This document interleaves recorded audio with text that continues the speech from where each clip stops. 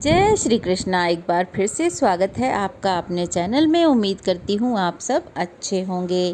बैसाख मास के शुक्ल पक्ष में पड़ने वाली एकादशी को मोहिनी एकादशी कहा जाता है। तो चलिए हम इसकी कथा शुरू करते हैं। एक बार धर्मराज युधिष्ठिर श्री कृष्ण भगवान से कहने लगे कि हे प्रभु, बैसाख मास के शुक्ल पक्ष की एकादशी का क्या नाम है तथा उसकी क्या कथा है, इस व्रत की विधि क्या है, यह सब विस्तार पूर्वक मुझे बतलाइए। तब भगवान श्री कृष्ण ने कहा कि हे धर्मराज, मैं आपसे एक कथा कहता हूँ जिसे महर्षि वशिष्ठ ने श्री रामचंद्र जी से कही थी। एक समय श्री राम बोले कि हे गुरुदेव, कोई ऐसा व्रत बताइए जिससे समस्त पाप और दुखों का नाश हो जाए। मैंने सीता जी के वियोग में बहुत दुख भोगे हैं।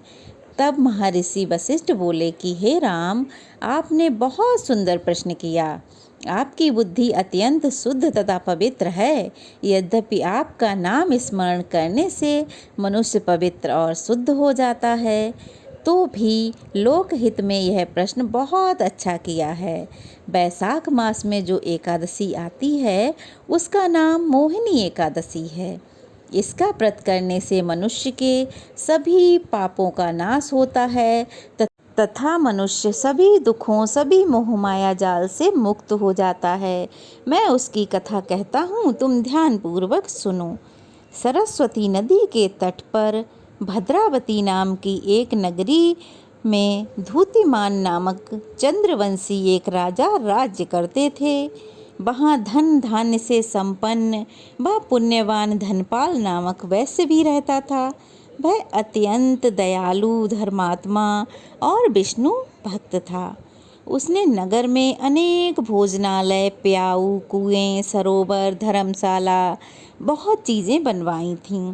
सड़कों पर आम, जामुन, नीम आदि के अनेकों वृक्ष लगवाए थे। उसके 5 पुत्र थे, सुमना, सुबुद्धि, मेधावी, सुकृति और धृष्टबुद्धि। इनमें से 5वां पुत्र धृष्टबुद्धि बहुत पापी था। वह पितर आदि को नहीं मानता था। वह वेश्या, दुराचारी मनुष्यों की संगति में रहकर जुआ खेलता और पर स्त्री के साथ भोग विलास में लगा रहता तथा मांस मदिरा का भी सेवन किया करता था। इसी प्रकार से उसके अनेकों कुकर्मों से वह पिता के धन को नष्ट करता रहता। इन्हीं कारणों से त्रस्त होकर उसके पिता ने उसे एक दिन घर से निकाल दिया। घर से बाहर निकलने के बाद वह अपने गहने कपड़े बेचकर अपना निर्वाह कुछ दिनों तक तो करता रहा।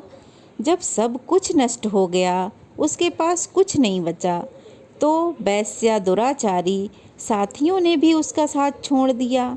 अब तो वह भूख और प्यास से अति दुखी रहने लगा।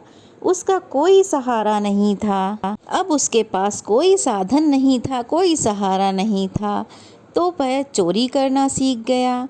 एक बार वह पकड़ा गया तो वैश्य का पुत्र जानकर चेतावनी देकर छोड़ दिया गया, परंतु बार बार ऐसा करने पर कोई नहीं छोड़ता है।